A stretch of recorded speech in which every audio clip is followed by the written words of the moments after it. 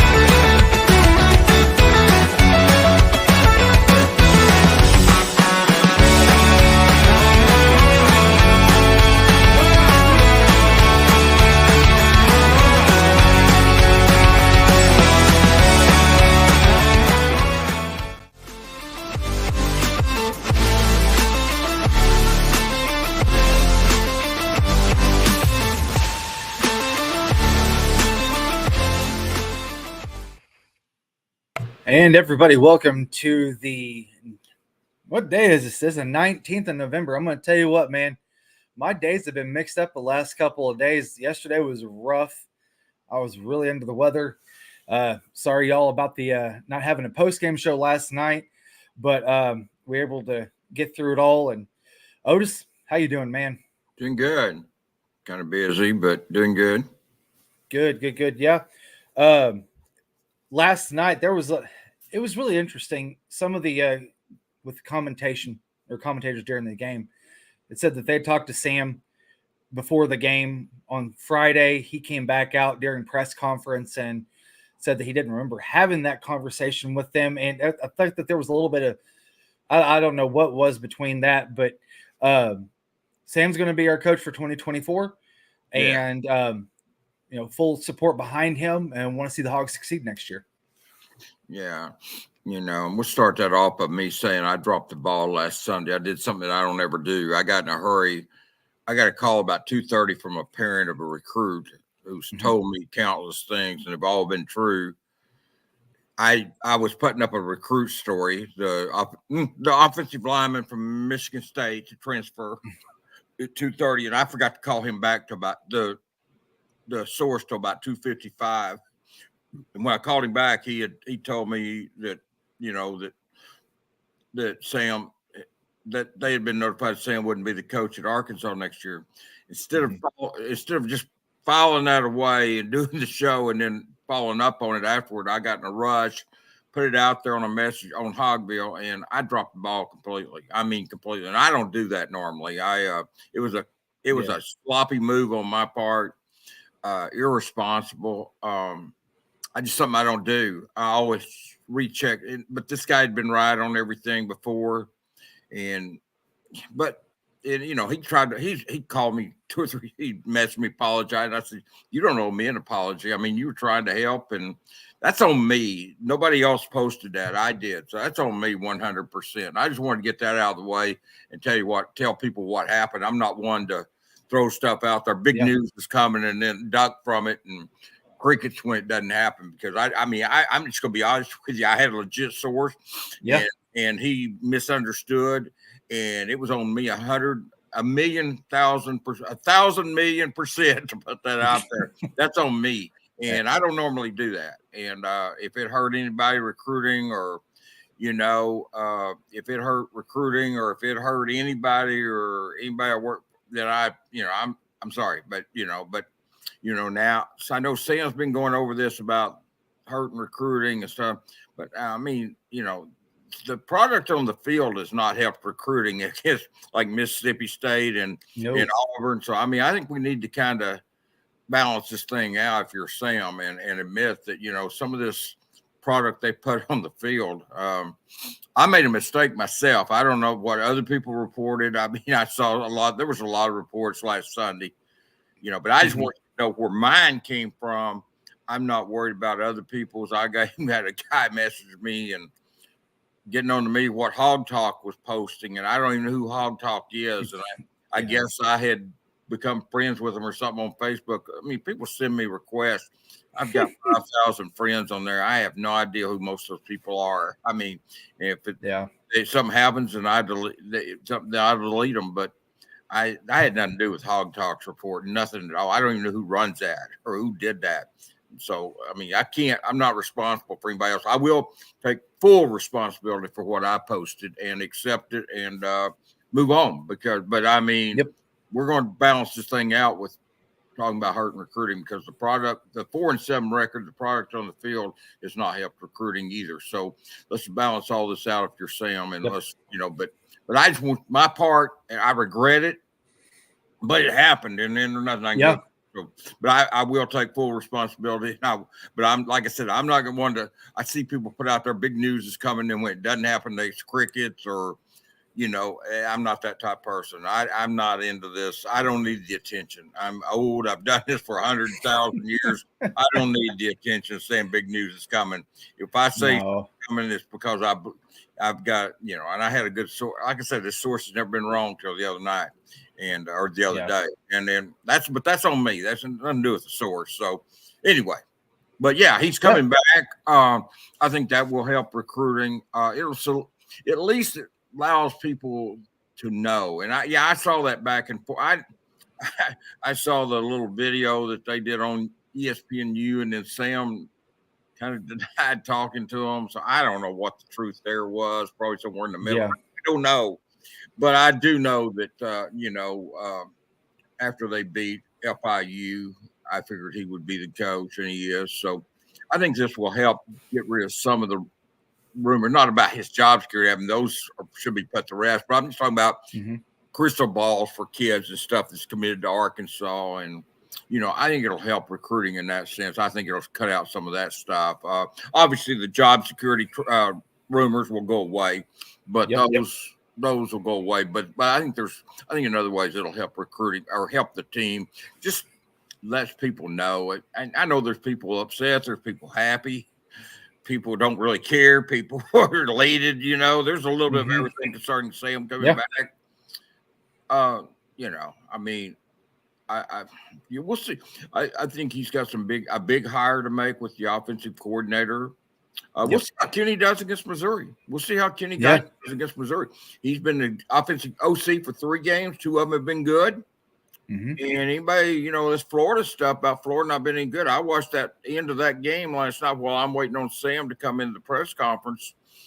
And, man, they had Missouri beat. They had 4th and 17 against Missouri and let them out of that hole. Missouri was buried in their territory, 4th and 17. Yeah. And Florida let them out of it. But Florida's not a great team, but they're a good team. And go to the Swamp and win was big for Arkansas. And I tell you what, though, now that this is all settled about his job, Jason, I think they need to play well Friday, though. And not because of his job. It's their bowl game. Yeah, well, I just think, you're recruiting against Missouri. People talk about there's nothing to play for. There's a lot of things to play for. You recruit against Missouri. They're trying to get some of Arkansas's commitments.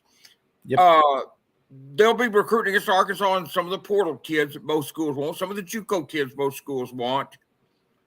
And I saw 2 JUCO kids this morning. I was putting a story up at 3. I've got to put another one up at 3:30. So I'm gonna have to break away for a couple of minutes to get a story up at 3:30. The tight end, the offensive tackle story, Jaquan Bolden is up now. Just saw that. Yeah, the tight end story will be up at 3:30 roughly.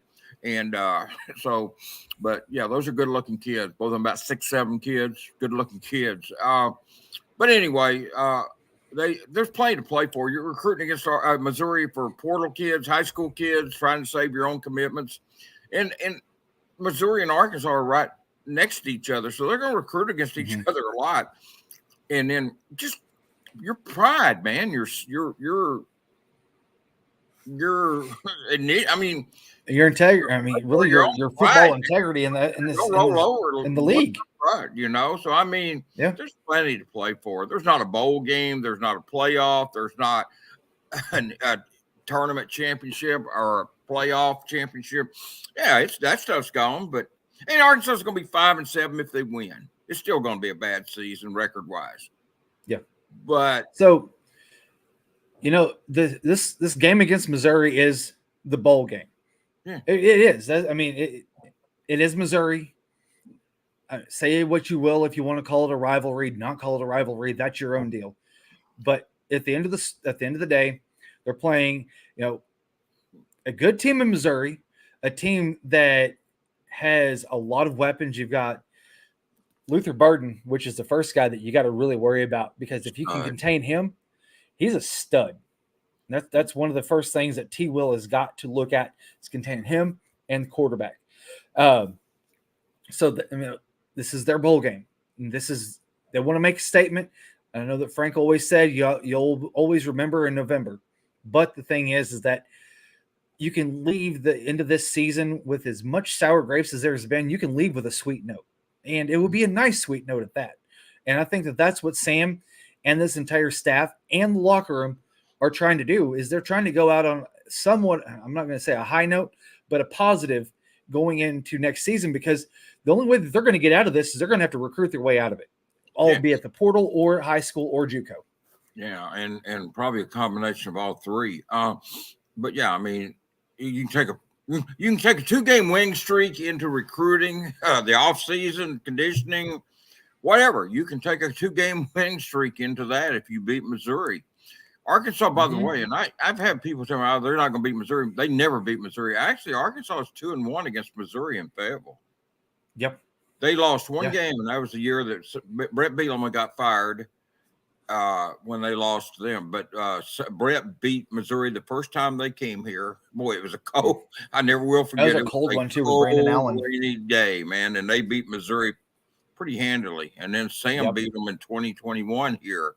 So they're 2-1 against Missouri here. They're 0-1 in Little Rock, and they're 0 for whatever in Columbia. So, but yeah, Arkansas has competed against them here in Fayetteville, and won 2 of the 3, and I'd love to make it 3 of the 4. I'm sure they would. But yeah, and it's a big game. It's a chance to knock off a nationally ranked team. You haven't played that well in Fayetteville. This is the chance redemption game. I mean, you lost to Mississippi State, you lost to Auburn here. You can actually make up a lot of that by beating Missouri here in Fayetteville. And you recruit a lot. They're going to recruit a lot against Missouri. They're just going to. And so that's going to be a big game. And I'm looking forward to it Friday. I'm not going to lie. I'm kind of looking forward to the season being finished. It's been a painful season, man. I mean, it's just so much negativity to wade through, just the losing, not playing well, the finger pointing, I mean, I just, but like I said, last night, as much negative as there has been, KJ he broke a couple records last night. He is the now the school's leader in passing yards with 7,909, and also is a leader in passing touchdowns with 67. And breaking those 2 records, I don't know if you'll ever see another quarterback at Arkansas break those records again, just because of the climate and landscape that NIL, the transfer portal, all that being said, you were kind of behind the 8 ball sometimes with a quarterback only staying 3 years. Now you're looking at a quarterback staying a year or 2, and I just don't know if you're going to see those records be broken again. Well, yeah, and the first thing I saw last night on social media when I got home about midnight was how bad KJ played, and I'm thinking, I didn't think he played bad. He had no interceptions, 3 touchdown passes, rushed for 187 yards. rushed for 90 yards. I mean, on 15 carries. I was at the game and I didn't see the bad game. I didn't see the bad game. He missed some throws, but that was about it. I don't know if they wanted him to look like Tom Brady or what, but I mean, I'm not saying he had the greatest game I've ever seen, but to say KJ had a bad game last night, I don't know about that. I think you watched different games than I did. KJ did not play bad at all last night. He played pretty good. Hey, give him a chance to win. I mean, 3 touchdown passes. He rushed for 90. I thought KJ played well. I don't get I get some people I think just got to gripe. I just really I'm not going to lie to you. That's one reason it's getting old. Just seeing all the constant. I mean, people bitch about everything. I wrote a story. It wasn't a column. It's called Story Friday. Yeah, Friday. That I write every Friday. 5 keys to beating opponent, and I've written the same story for 11 weeks. People are on Hogville Facebook griping and raising hell about why do you have to have 5 keys to beat Florida International? Well, that's 3 and 7. That was the first time I had written that story. I could get that, but that is a story that's written every week. Yep. And I mean, did I think they were going to lose to Florida International when I wrote that? No. Did I think they were going to beat Alabama when I wrote the 5 keys to beating Alabama? Did I think they were going 5 keys to beating LSU? No. But I put down keys that probably, if they had happened, they would have won LSU and Alabama. And that's a story that runs every week. Yet it's getting all this. It's just some people I think are just miserable, Jason, and it's really getting old. It really is. Yeah. I know that the offensive line have taken their fair share of lumps this season, and for rightful so. But now, 2 of the last 3 weeks, you've had a 100-yard rusher. 2 weeks ago, you had KJ almost run for 100, and you had Rocket run for 100. Last night, you had Isaiah Augustov. He ran for 100, over 100, I should say. Yeah, and KJ actually almost did. Yeah, KJ almost did again. And Isaiah was the first 100-yard freshman rusher since DeBinion did it in the bowl game last year. And, that's – there's some good talent on this roster. I mean, you had Andrew Armstrong last night. He had 27 consecutive games going back to 2021 where he had caught one pass. And you got guys that are competing there. You got guys that are producing, and this offense is getting better. It's just, unfortunately, it's taken all season to get there. Yeah, they're getting better, and they had a lot of adjustments, and they had. I said the first year that it would take the offensive line a while to adjust, but what I did, I thought they would be pretty good by the time they began SEC play. I didn't think it would take this long. I'm not going to lie to you. But in fairness to them, they have had some injuries too, though, that have hampered progress over on the offensive line. They've had some injuries there, Jason, that have hampered their progress. So, that's not an excuse. It's just a fact. It did take longer than I thought it would for them to kind of gel, and hopefully they continue to gel. They'll get a real test Friday. They'll get a real test Friday to kind of see how much the offensive line, what kind of progress they have made, because they will be tested Friday against a very good Missouri team. Very good team. You saw Dominic Johnson get into the end zone last night on a 4th down call. That blitz came from both sides, but they ran it right up the middle. Yeah. When was the last time you saw the Razorbacks run it right up the middle for a 30-yard touchdown? It has not happened this year. He wasn't. I don't think he's ever touched. They blew up. You talking about opening a hole? They blew a hole right there, man. I mean, that was, you could have driven a SUV through that hole, man.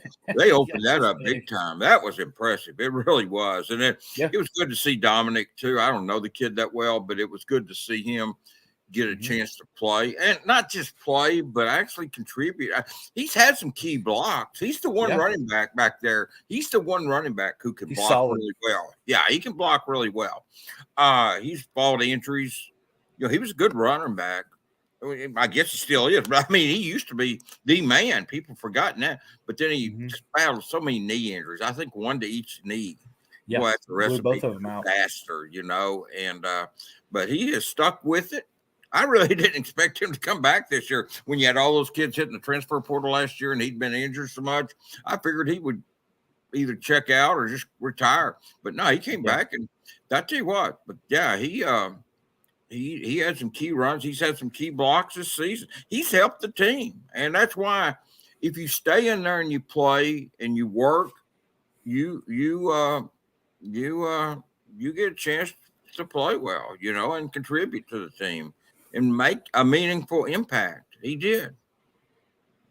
Yeah, and so I know I see a lot of the comments on here, and some of them are okay, some of them not so much. I get it. You're frustrated with the season and stuff, and I get that. I do want to. I want to put this up. He quit running around the 15-yard line. The guy is not giving. Not giving. If they weren't giving 100%, they would have gotten whipped last night by Florida International. Mike McIntyre does not. I mean, he knows how to coach. Yeah. I mean, it is the first. He thought he had. He wasn't even touched. He let up a little bit. But I don't think you have to run 100%. Not that hard. Not when it looks like that. Al Walcott last night, he had 2 interceptions. That one, I don't know if you want to call it more of an interception, but kind of picked the ball off the dude's back and then ran it in, Jalen Braxton style. And that was nice. He's the first. I was looking at my hog stats over here from the game notes last night. It said that Al was the first DB at Arkansas since Chris Houston back in 2006 against Mississippi State to intercept a pass and return an interception for a touchdown in the same game. So that's been quite a while since that happened. Drake and I were sitting in the press box in Dudley, and I told Drake when that happened, I thought they ruled it a fumble on the deal. But I told Drake, I said, I thought that was an interception because the ball never hit the ground, and, it was kind of a takeaway. I mean, it was a little bit like the Jalen Braxton deal at Florida, but I thought that was more of an interception yesterday too, because he kind of swept it in full mode. It happened so fast, you don't really know what it was, but I was glad they changed that to an interception because I think that's what it was. It was a weird, not one you see every day, but I will say this. For all the crap that the coaches have taken about coaching and this and that, this defensive staff has taught these kids how to strip the ball. They've had about 5 or 6 scores now on defense this year. And I haven't seen strips like Jalen Braxton and Walcott did to those receivers. While I'm at Arkansas, I haven't seen that. And these coaches are teaching that stuff. And let's give Woodson and Wilson and Williams and Adams some credit, man. They're coaching these kids up because that's good coaching to see that, because that's not something that happens all the time. So I just want to say, it's fair to criticize. We've all criticized some of the coaching decisions they've made, and that's fair. That's more than fair. I mean, I don't think anybody would, say they've gone through a perfect season. So it's fair to criticize, but I mean, it's also fair to recognize when you see something like that, that's not a common thing at Arkansas, to recognize those coaches have coached those kids up and done a good job coaching that. Because I haven't seen 2 strips of the ball like that from the guy carrying the ball. I don't remember stuff like that, all the time, like it's happened at Arkansas this year. And the linebackers has been in a position to intercept, and Poopa almost got him one last night. It's just, I mean, you had Hudson Clark intercept 3 against Ole Miss that time, but these are different. I like the way that defensive staff is coaching now. They've given us more plays the last couple of weeks than they did previously, but some of that fundamental stuff they're teaching, like stripping that ball, that stuff I haven't seen at Arkansas, Jason. So let's give them a little bit of credit too, for, and like I said, it's fair to criticize coaches, but it's also fair to point out when they do something well. Yeah, and I think that's one of the things that Hunter Yurachek and powers that be had to really kind of weigh as well. When you're looking at bringing Sam on next year, you still bring that staff. You don't see that staff breakup. You don't see those pieces go away. And that's one of the things that I think that he also played it. And I don't want to beat the dead horse, but I want to bring that up because I feel like that does play a part, because now you've got a good defense with really good coaches teaching them some really good things, and that they're translating not only from the practice field now to the field of play. And that's one of the things that Arkansas, you haven't seen quite a lot of, and it's really starting to show that now on the field of play. 5 of the 7 losses have been by a touchdown or less too. So I think that played into it too. I mean, yeah, now this is 2 years in a row they've had a lot of close losses. So they've got to look at Sam's got to look and figure out how to start winning those games, because the last 2 years, those seven or fewer points losses have piled up on them, and that's not good either. So you've got to make sure. But Jason, I got to break away for just a couple of minutes, and I'll be back. All right, sounds good. Now we're going to head up. We're going to take a quick break for just a second. Then I'll come back on, and then Otis will get you back on. Okay.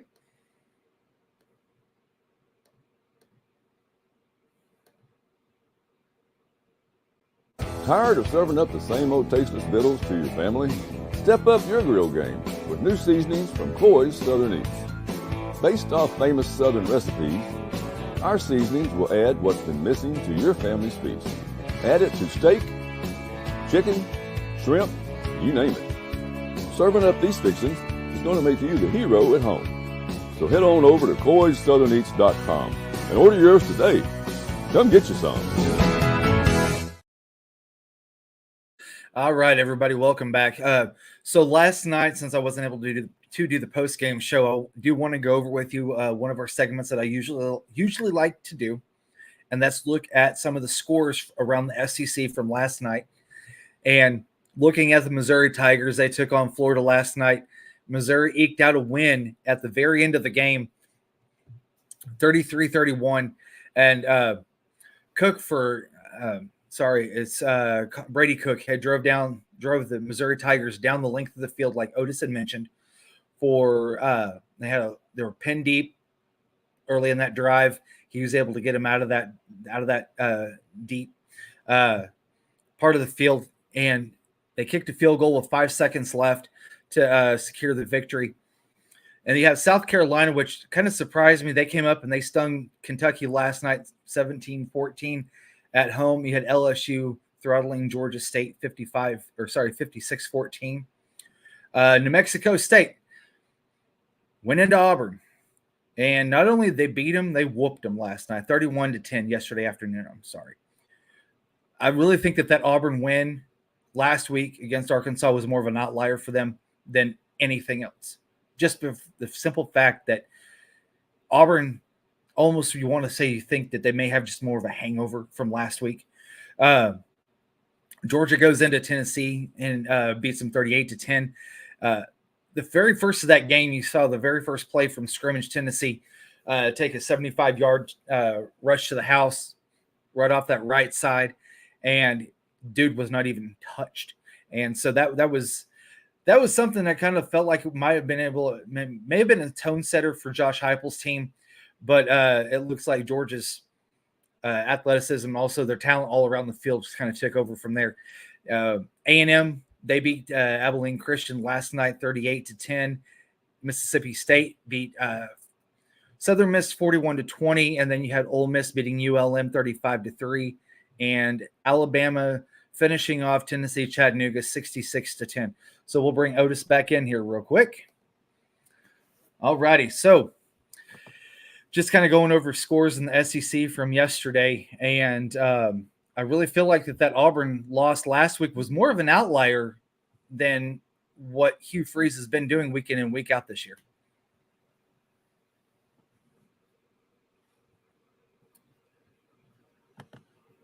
Otis, can you hear me? Yeah. I'm sorry. I was finished putting up the story. Yeah. Oh. I mean, the thing that got me about that was he ran his mouth later on about he could have scored more. And look, he's telling the truth about that. That's not the issue with me. The fact that, he's saying he could have scored more points. They could have.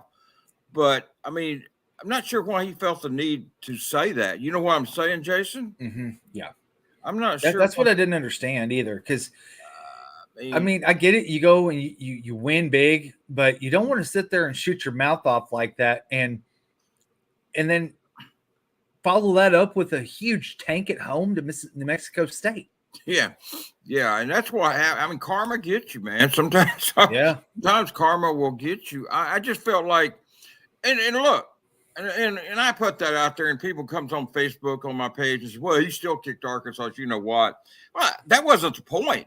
Yeah, he beat Arkansas 48-10. We know he kicked Arkansas's butt, but that's not the point. The point is you don't see Nick Saban, Kirby Smart, or coaches with class making statements like he did about he could have scored a lot more points. You know, we all know he could have, but I didn't see. Look, Hugh Freeze is a good coach. I'm not sure why people think he's this great person, and that's just my opinion, and that's what that's all I'm going to say on it. I'm just not sure why they think he's such a great person. Being a great coach and a great person is two different things, and I don't like the guy. I'm not going to lie to you. I don't like the guy, and I don't think, I mean, he felt the need to say that. That's fine. But like I said, I think karma got him last night, and I'm glad it did. Or yesterday afternoon, I guess. But whatever. And I'm glad it did. I'm not going to lie to you. I'm glad it did. Yep. Well, Otis, going to get you out of here, my man, and I've got to prepare and get Dudley ready to go here in about an hour, and we'll see you next week. We'll be Friday. Everybody be reminded that Friday, Black Friday, there's 3:00 on CBS, Arkansas and Missouri. We're going to have the Coy's gift box giveaway.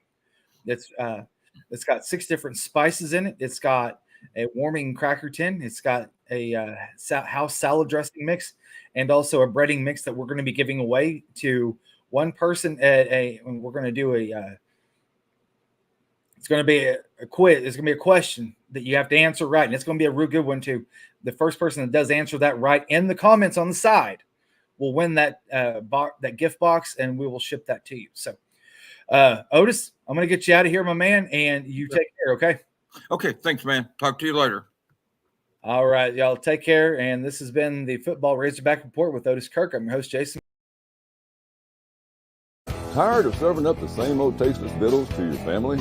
Step up your grill game with new seasonings from Cloy's Southern Eats. Based off famous Southern recipes, our seasonings will add what's been missing to your family's feast. Add it to steak, chicken, shrimp, you name it. Serving up these fixings is going to make you the hero at home. So head on over to CloysSouthernEats.com and order yours today. Come get you some.